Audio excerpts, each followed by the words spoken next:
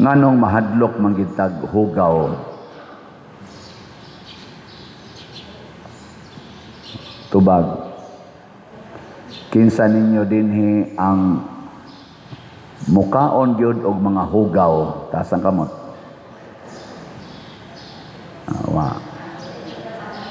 Kinsa ninyo dinhi ang okay ra gyud moinom nga hugaw ang tubig, taas ang kamot. Kinsa ninyo dinhi ang muhanggap sa hangin na hugaw, taas ang kamot. Ngana di kita ganahan og hugaw. Ngano man unsa may ngano man daig hugaw musod nato? Makadaot sa lawas. Mao na siya. Ang hugaw makadaot. Pero para ni Hesus, ang tinuod gyud nga hugaw dili ang mosulod nato, kung dili ang mugawas. Saman mutuo mo ni Hesus o dili? Istorya. So, kanaan na ninyong hugaw. Hanggapan na ng hugaw. Kaya di man day makahugaw ang musulod. Nya ang hugaw raman mo'y makadaot. Pasabot, ang tanang musulod nato, dili makadaot kung si Hesus mo'y pasultihon. Nya, mutuo mo ni Hesus. Nauna, nag-anam nagkahinay. Ang mugawas mo'y makahugaw. Kaya unsa man gyud tinuod nga makadaot nato. Unsa man gyud tinuod nga makadaot sa atong pagkatao.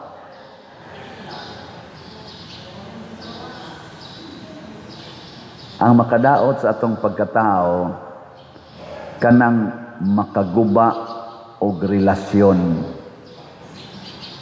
Relasyon ba sa atong isig katao? Magguba na gani na kana bati na gyud ka nga pagkatao. Mao na si Hesus nakasentro siya ana. Kay kon ighanggap ni mog hugaw, masakit ka. Munindot man noong relasyon. Tanawa di ba? Kanang masakit ka, di ba pinangga kay ka? Sukad pas una kanang mga bata pata. Ugwa ka masakit, sigihan kag sugo. Pero ini kasakit na nimo, palitan pa kag di mo kakaog itlog yus manok, lutuan kag itlog manok. Palitan pa kag gatas, so makakaon na kanya, palitan pa kag pan nga nindot kay haron lang yung kamukaon, pero guwa kay kon hilabot ka ng gatas o ka manangid, hapak ko ng baba nimo kaon ka ng pan nga wa gihatag pa nimo, malatusan gyud ka, pero ini kasakit na, oy sus, pinangga kayo. Mauna, ang sakit di ay, apil na sa nang kasakit, dili gid na siya makaguba og relasyon. Pero naa na gani kay gibuhat nga makaguba og relasyon, kana, hugaw na ka. Bisag limpyo pa ka, bisag healthy pa ka, pero makaguba nag relasyon ang imong kinaiya og binuhatan, hugaw ka. Sa ato ro mga politicians, unsa man sila, limpyo, hugaw.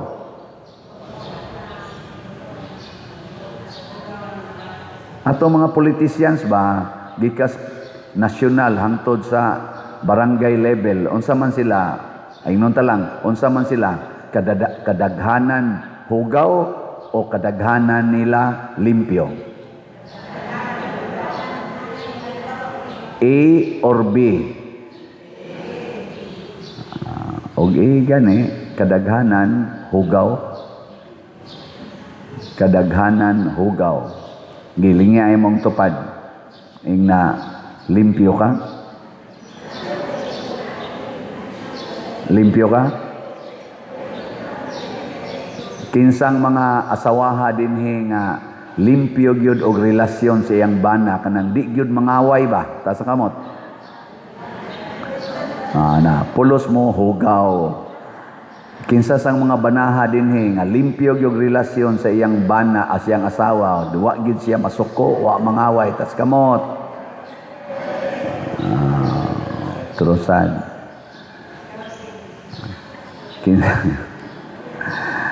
Kinsang paria din nga wa gyud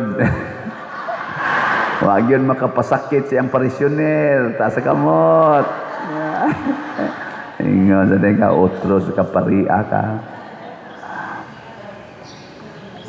Dunay duha sad ka klase sa mugawas nato. Naay hugaw tungod kay ang migawas nimo hugaw gid siya. Duna say mugawas nato nga limpyo pero hugaw ang iyang dating ngadto sa usa ka tawo tungod kay kining tawhana hugaw o kasing-kasing. Nakuha mo? Kaya ang hisgutan diri ni Jesus ingon man siya kana bitawng mga kalaway, kaulag, pakighilawas, pagpamaka, kasina, mga hugaw gina sila. Kung mugawas na nato, hugaw na ginadaan. Pero unsa man sa mga limpyo, gugma, kaluoy, kamanggihatagon, kamapasayloon, pero dunay usahay nga mubuhat ka ana labi na ng pagka maluluyon, ang dating ngadto sa imong gikaluyan, hugaw na nga buhat. Kasuway na mo? Nga nahimong hugaw ang imong kaluoy, ang imong kamatinabangon, nahimong hugaw, kasuway na mo, ana? Pananglitan ron. Pananglitan. Ang imong bana, gikulata kag maayo. Nya imo ra siyang pasayloon. Nya moabot da yung imong ginikanan. Nanong nang lagom ng imong naong. Kulata ko sa kong bana ma. Nya, ikiha na. Ayaw lang, oy, kaya ako naman siyang gipasaylo. Unsa may bation sa imong mama? Moingon siya, buang man di ka? Sa ato pa nahugaw ang dating sa imong pagkamapasayloon, nahimo kang hugaw. Kanas ang kamatinud-anon, kanang ang tinuod gi imong isulti ba? Suway ko no. Kanang tinuod gi imong isulti. Nawa, di ba?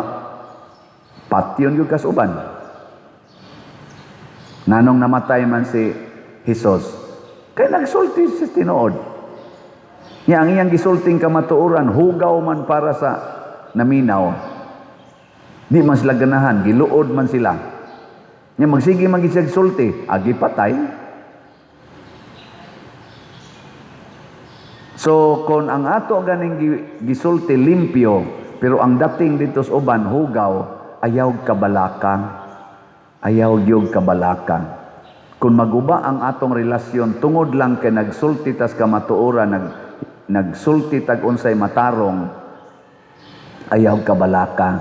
Relax lang. Mabitan na ka ng mga asawa padir, unsaon ako pag-usab ning akong bana nga bisyoso kayo nako, relax lang. Wa man ka mo magkuyog og bisyo. Di ba? Nangabit padir, wa man ka mangabit. Wa, relax lang. Palahubog kay akong bana padir, wa man ka maghubog-hubog. Wa, relax lang. Musuyop akong bana padir, wa man ka musuyop. Wa, relax lang. Di ba? Kay wa man ka mahugaw, siya na may hugaw. Nangabit akong asawa pa dir, nabuntis pa gyud. Wa man ka mangabit, wa, dawata lang. Di ba, ana? Lami king patyon pa dir, aka na, hugaw na, ayaw idayon. Mahugaw na ka, ana. Ana, no? Anaon ra na siya? Siyaw kay akong anak pa dir, badlungon kayo. Ikaw di makakasiyaw, dili. Pasaylo ala na, anak guna nimo. Di ba? Kanang dili mo palit og slat, unsa man na siya, limpyo hugaw. Kana bang naa kay kwarta niya, di jud ka mo palit og slat, magsikag unya-unya. Kana hugaw gyud ka. Ngano man, mas nindot ang imong relasyon sa imong kwarta kaysa relasyon nimo sa simbahan. No? Hay may maayo ninyong huptan ang relasyon nimo sa imong bahandi o relasyon nimo sa imong simbahan. Oh, kinahanglan way mo uli karon nga dili mo palit og slot. Kanang impeachment ron nga ilang ipasakab na sad batok sa Vice Presidente, unsa man na, hugaw na o limpyo? Mahala mo diya. Nay nisulti nako, bana-bana ranuning iya. Usa siya ka lawyer, ingon siya kadtong impeachment pader adtong last year nga gihimo nila sa Vice Presidente, ni gasto tog labing minus 1 billion. Unya ang ilang gigukod ang 125 million nga confidential fund. Ang ayan ka kang mogastog 1 billion para lang imong yung sulbaron ang 125 million nga kadudahan. Mura masaganag na inangutang nimo 1,000 nya imong gikihan ni gasto kag 1 million para makabayad lang siya sa 1,000 pagkadakuan nimo alkanse ana. Nya karon sa kuno karon og madayon na sa ni nga maong impeachment, mo gasto na sa kuno ning labing minus 1 billion na sad. Gasto kag 2 billion para las 125,000 nga gihukma na sa kuwa nga way problema. Mura magausik-usik ta sa atong panahon, gausik-usik ta sa kwarta, unya giguba nato ang atong relasyon isip mga Filipinos. Guba na kaing ilang relasyon, lata na kaing relasyon sa atong mga politicians karon. Nganuman, nanggawa sa ilang bakba ang mga hugaw, kasina, kadao, kahakog, kabakakon, pagkakawatan. Mao ni rin ang gawas, mo nang nahugaw kita. Bisan atong palibot, hugaw kayo, daghan kayong basura, wa mahipos. Kabantay mo? Purting basura ron, hain naman ang atong tighipos o basura. Kinsa may atong basuriro? Ang mga politicians nga atong gi-elect, sila mo'y atong basuriro. Sila mo'y tig-alagad unta nato. Pero wa na sila maghikutar aning mga basura, kining mga garbage disposal, kining atong mga drainages nga clog up na kaayo, kining atong mga sapa nga hugaw na kaayo, atong mga dagat nga hugaw na kaayo. Wa na sila anak makatagad nganuman, gasigi sila tagad sa ilang bulsa nga butangan yung kwarta, kahakog, kadao, og labaw tanan pagkabisyoso, kalaway, drugas, sex, kalaway. Daghan nila ingon ana, tanawa ng mga politicians nato nga buutan nga tinuod gyud nga moalagad, limpyo. Ang una gyud mahitabo, mo limpyo dayon ang lugar nga ilang gialagaran. Mao ginay unang timaan sa mga tao nga dunay kalimpyo sa kasing-kasing. Ang iyasang palibot malimpyo. Mo na ningon si Jesus, limpyo hiusa ang sulod, malimpyo ra na ang gawas. Unsa may tan-aw nimo dinhi sa atong parokya, limpyo o hugaw?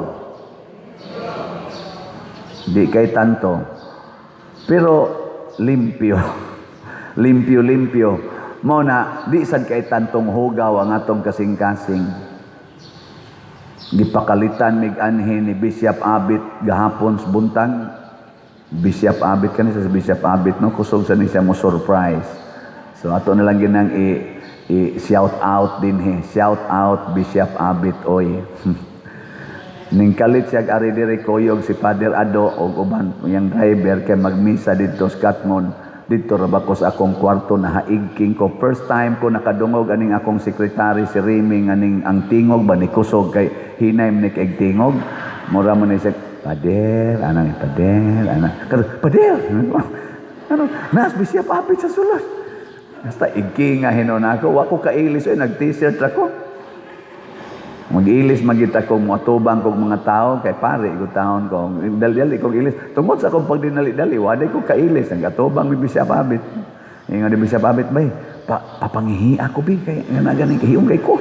Hapit rak may diri kay on naam say nagamit ito CR sa ubos niya gauwan sa di sad gagamit sa atong public CR ning sakas taas nako dito na sa taas nakinom ko ay unsa ka turong akong CR dito sakal ya ganto ana may gani kay pag ending ni ingos bishop limpyo imong kwarto way mga gamit limpyo ganahan ko ani limpyo. Tanaw siya sa akong katri, banig sa ito. Okay. Saong na itong uban ba eh. Huwag man ay, di man kaya na magamit. Nakabitaw siya pa na. Pero uwaw biya kaya ko. Limpyo ko no. Mauna, ang nakita niya, limpyo. Nako, unsa ka no, pag-abot niya, nagkatag ang tanan. May ngong ito sa piniglat ko. Hugawan, mandayan sila din. So, congratulations kay nang limpyo mo, ha? Magway ni Kuan. Lipay. Mauna siya ang sakit. Ang sakit sa lawas, bunga na sa kahugaw nga niya sa atong kasing-kasing. Ay magkabalaka, masakiton ka, mukaon kag hugaw, nya ingo ka mamatay niya ko pader. Okay ra ginagmamatay ang imong lawas basta limpyo ang imong kalag. Ngano man ang atong lawas lumalabay. Ayaw kayo diha pag sentro. Ayaw kayo limpyuha ang lumalabay. Ang limpyuhag maayo ang dili matapos. O unsa may di matapos ang atong kalag. Magunsa maglimpyo kay kaglawas pero ang imong kalag giud tungod sa kadaghan sa mga sala. Kada usa ka sala usa na kaud. Di, lingi ay mong tupad. Yung napila ka bukod na ani mo ron. Napila ka bukod. Basig tipunog na natanan. Ana. Nya, manganak pag inang od. Pananglitan. Ang od sa kalagot. Naglagot ka sa imong ugangan. Gipunaan pag inas imong kalagot sa imong mga bayaw. O di, o sa kaod nga, yilo-yilo tingali ang kolor ana, daghan sila. Nya lain na sang od, ang od sa kaulag. Oh, basig ang color ana may pagka orange. Nya naulagan ka sa imong kabit, naulagan pa gyud ka sa inyong maid, naulagan pa gyud ka sa imong sekretary. Di daghan na sad kag mga orange nga od. Nya kana na sang kadaw, basig kanang kadaw. Unsa kay color na brown. Ana nga od. Nya wa ka manghatag ngadto sa imong office mate nga naglisod. Wa ka manghatag sa imong silingan, wa ka manghatag hasta pagani sa imong ginikanan, porti nimong dawua or sa imong ugangan or sa imong umagad, daw kay kastanan. Porti daghan ng od nga brown. Nya magtipo na sila tanan, porti na gindaghan ng od nimo eh. Pero porti limpyo has imong lawas, na limpyo kayo. Maunay gipasabot ni Kristo. Manggawas gan inagikan sa imong bakba og sa binuhatan, hugaw gyud katan-awon sa Dios og sa tao. Muna sa atong healing mass karon pinaagi sa Birhen sa Lourdes, naman niya tay simple nga healing rite unya. Hunahuna gyud nga ang atong ipahil sa mahal nga Birhen Maria sa Lourdes mao ang atong kalag. Hunungo na nato, patyo na nato ang mga ud sa sala. Aron di ta maganto sa impierno nga matod pa ni Hesus, ang kalayo dili mapalong ug ang mga ud didto dili mamatay.